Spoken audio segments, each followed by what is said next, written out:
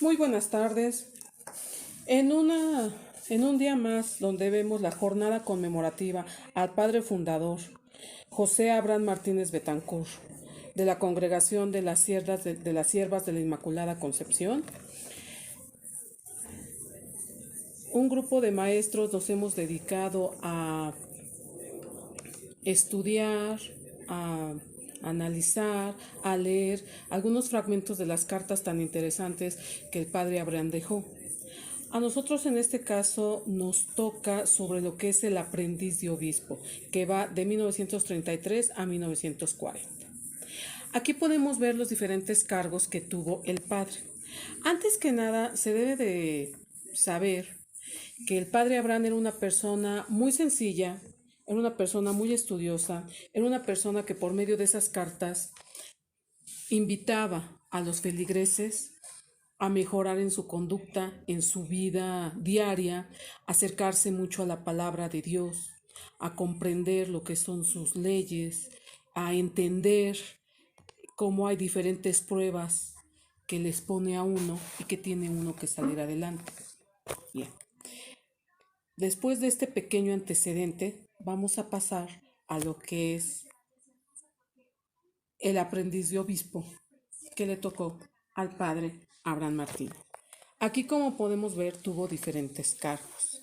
Desde 1932, don Leopoldo Lari Torres fue a Roma a platicar con el Papa sobre la iglesia, qué era lo que estaba pasando en México con la iglesia y qué era lo que pasaba con la religión. Sufre ahí una parálisis casi completa, y lo cual le va a impedir tomar sus alimentos. En esta enfermedad lo lleva a presentar su renuncia como obispo de Tacámbaro. Sabemos ante todo que era una persona muy activa, era una persona que siempre estaba estudiando, que siempre salía, que siempre veía a sus feligreses. El hecho de tener casi una parálisis, el hecho de tenerlo en cama, el que no pudiera tomar él mismo sus alimentos, le afecta muchísimo, pero siempre lo tomó como una prueba más que Dios le ponía. Algo que llama la atención es cuando él dice que los médicos le informan que no va a recobrar los movimientos perdidos durante bastante tiempo. Esto sí lo desanima un poco porque resiente el no poder montar a caballo, se sabe y en sus cartas y las personas que lo conocieron comentan que, y él mismo comenta que siempre iba en las tardes, salía, visitaba a los feligreses, iba a visitarlos a otros pueblitos, iba a visitarlos a sus casas, llevaba la palabra de Dios, los confortaba, les daba consejos, se interesaba mucho por su vida, qué era lo que estaba sucediendo. Siguiente.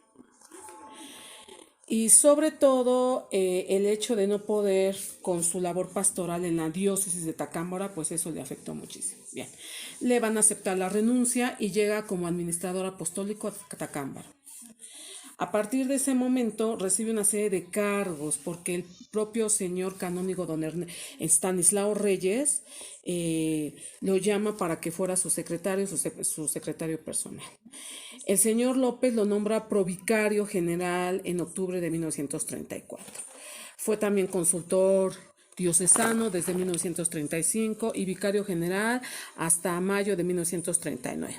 También va a cooperar con el señor López en la Organización de Acción Católica como asistente en la Junta Diocesana. Y eso es muy interesante porque ahí vamos a ver cómo tanto a jóvenes, a señores como a señoritas lleva la palabra de Dios, les da consejos, hacen ejercicios espirituales de meditación, leen la palabra y les platica. Esto lo deja claro en lo que son sus cartas, la diversidad de cartas, que es ahí donde sacamos fragmentos, pero también tratamos de entender cómo era la conducta, cómo era la psicología, cómo pensaba el padre Betancourt a beneficio de lo que era su congregación.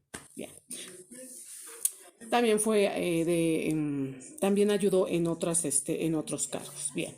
Tuvo también cargos hasta el momento de ser obispo. ¿sí? Era muy sencillo, muy sencillo de corazón. Y algo que a mí me llamó muchísimo la atención es que dice, no crean que a mí realmente me ponen por mis cualidades o grandes conocimientos. No, no. Es que dice que hay escasez de sacerdotes en la diócesis y también se debe a la bondad de sus superiores. Pero la verdad es que muy, era un hombre inteligente, conocedor, siempre estaba leyendo, vuelvo a repetir, siempre estaba muy interesado en las cosas de su parroquia y de sus feligreses. Aquí vamos a ver que les pongo unas frases que son muy sencillas, pero que encierran un gran aprendizaje. Uno dice, no, aquí es apretar los tornillos donde fuera necesario.